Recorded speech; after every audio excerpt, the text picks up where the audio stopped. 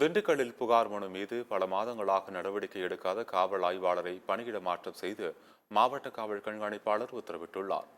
திண்டுக்கல் அருகே உள்ள மாமு கோவிலூரைச் சேர்ந்த பால் வியாபாரி முகமது நசுருதீன் என்பவர் தனது பசுமாடு காணவில்லை என காவல் நிலையம், மாவட்ட ஆட்சியர், காவல் கண்காணிப்பாளர் ஆகியோரிடம் புகார் அளித்துள்ளார்.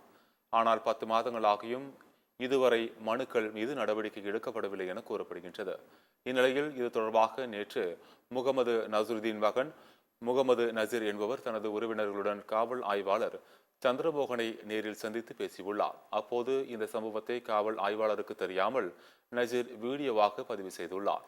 இதையறிந்த காவல் ஆய்வாளர் நசீரை தாக்கிவிட்டு தனியாக அழைத்துச் சென்று வீடியோ வெளியானது.